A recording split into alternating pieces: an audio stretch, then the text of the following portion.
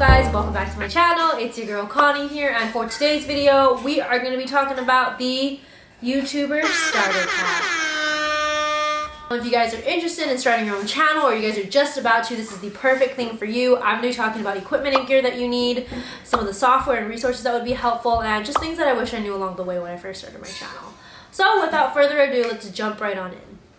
Okay, first and foremost, I just want to say this is an exciting new journey, and to be able to even think of starting your own YouTube is a very, very huge step. So congratulations to that, and I'm super excited for what you guys are going to do.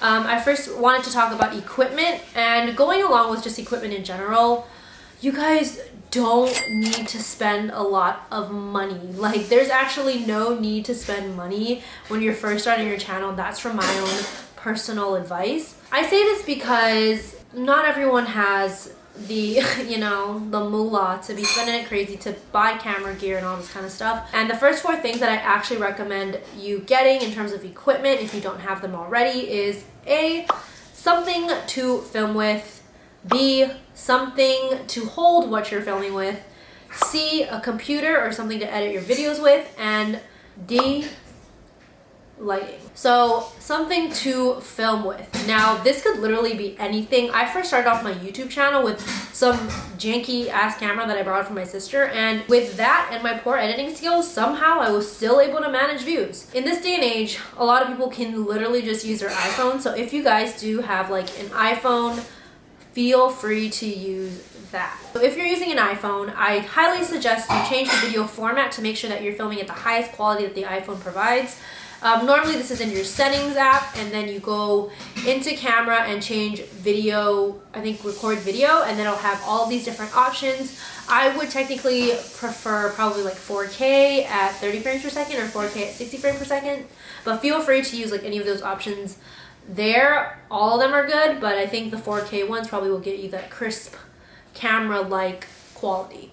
And also another tip, if you plan on using your iPhone, just make sure to buy like some kind of adapter or something that'll help you transfer all of your videos into your computer, because AirDrop struggles sometimes. So that's another thing that I just wanted to mention.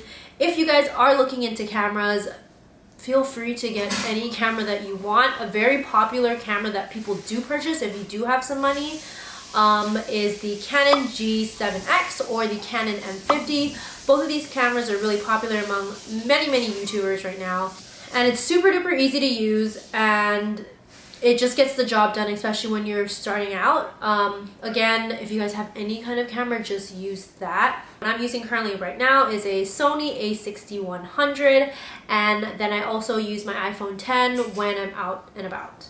Okay, the next thing is something to hold what you're filming with, which is another fancy phrase for a tripod, but you can honestly stack a bunch of boxes together and tape it. I think in the beginning I pretty much just stacked books and just used it until I felt like I needed to buy a tripod.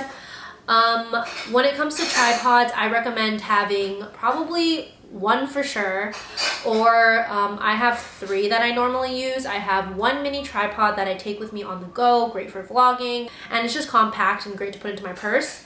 The second one would be a Gorilla Pod. This Gorilla Pod is really great because you're able to like put it around like a branch or hold it onto something and maneuver the legs to attach anywhere. So that's a really great one to take outside too when you're doing some action shots or things like that. And then my third one is just a standard tripod. The one that I'm using currently right now is an Amazon tripod that I bought for $12, and it gets the stuff done. Now I've had these tripods for about like I think a few years now, and I'll be linking them down below if you guys want to shop for those. But I honestly think if you want to choose a tripod, like overall, I would say get the standard one. The one that I have isn't super large, so I can take it out if I want to. It's just a little bit of a hassle.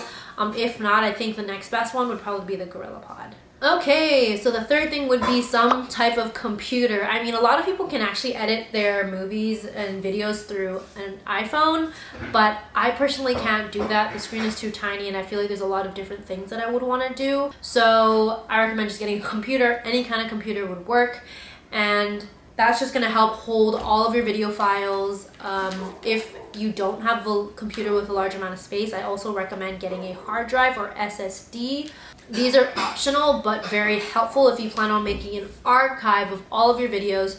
Just make sure that they are backed up. And then the fourth thing would be lighting. Now I want to say lighting is optional depending on how you plan on recording your videos. I typically try to use natural light. Like as of right now, I'm using natural lighting, and the shitty part about that is that the sun will, you know, come and go, and then clouds will pass by, so the video won't be consistently lit. It does the job for me. I do have studio lights that I got secondhand that were pretty great. If not, I have some that I've been looking at on Amazon that I think would be great and small for people that don't have a lot of space either. So I'll be linking those down below as well. But when it comes to lighting, I don't think you necessarily need it unless you plan on recording at night. So the next thing that I wanted to talk about is software and resources to use. When it comes to video editing, I started off where most people do, which is iMovie. It is a really, really great software that does the basics for what you need for a video. I suggest you don't spend any money or invest on any kind of software unless you know that you already like it, you are familiar with it. I mean, there's really two major teams, which is Miss Final Cut Pro or Miss Adobe Premiere Pro. So depending on how you'd like to video edit, those two things come at a different cost, where Final Cut is $300 flat, and then Adobe Premiere is a subscription based. Use free software in the beginning, gain some video editing skills, and then figure out which one you want to invest in. I think that's your best bet. I personally use Final Cut Pro and I like it a lot more. And I've used Adobe. I'm not trying to like crap on a Premiere, but it is so confusing. It's like navigating a spaceship, so like I don't understand. I'm gonna say that there's a lot more that you can do on Premiere that you can't do on Final Cut, but majority of YouTubers use Final Cut. Then when it comes to creating your thumbnail, your intros, all of that kind of like branding aspect, I personally recommend Canva. Canva is a graphic design website that has thousands and thousands of templates available for you to use. And you're gonna notice that a lot of YouTubers just use like the template intros that they have.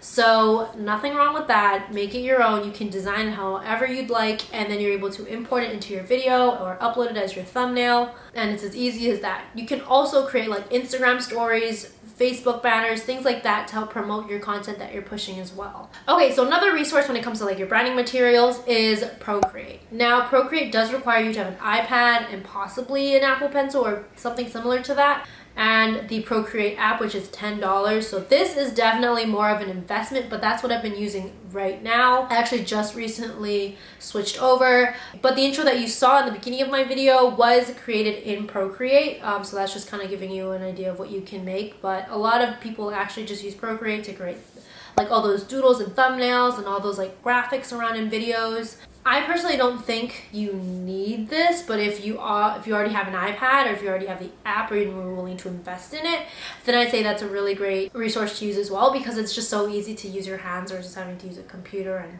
designing if you're like artsy and stuff. The next resource that I'm going to talk about is a platform called Thematic, which is so helpful because it basically houses a lot of non-copyrighted music, and a lot of YouTubers have been using it recently, and all you have to do is just credit the song creator in your description box. So this is a free platform that you can sign up for. I highly recommend using that. Otherwise, you can always surf on YouTube and look at non-copyrighted music if you guys are looking for things to monetize. Obviously, if you guys are in the beginning, you guys don't care if things are monetized, so I mean, feel free to use copyrighted music, but just know that whatever contents are there, like if you were to ever get monetized one day, you wouldn't make money from it. Normally I would try to spend a day or a few hours surfing the internet and just finding songs and sounds that I can use throughout my videos. One of the ways that I like to search this up is literally typing in meme sound effects popular on YouTube. Boom. There's so many search results, and you can either download the sound, or I think a lot of people have actually just been screen recording it. I mean, you didn't hear it from me because I don't know if that's legal or not, but that's one way to do it. And that way you can kind of get like that funny aspect. I like to kind of put a little bit of humor in my videos, so having those sounds are really helpful. I just want to note that you guys are the mastermind. You guys are what makes your channel unique. So when it comes to video editing, I would say there's a lot of different ways to approach it, and I think one major tip that I have for you is plan out your videos. I say this because there's a lot of things that you'll miss if you were to just jump in and start recording, and that's what I've noticed. It is way easier to pre-plan everything, record, and then have like that plan while you're editing versus recording a bunch of stuff and trying to figure out how it pieces together. So plan out your videos, plan out what you're gonna say, plan out B-roll shots that you're gonna need. You can even plan out what kind of music you'll need, and I feel like a lot of people think that you can just wing a video, which you can, but for people like me who are not like super duper funny and like not crazily entertaining, it's best to just plan it out. Okay, and yeah, that's pretty much the main things that I wanted to talk about. If you guys have any other questions, concerns, comments, please feel free to let me know down below, and I'd be more than happy to talk to you guys. Yeah, I hope you guys are staying safe. I love you guys so much, and I'll see you guys next time. Peace.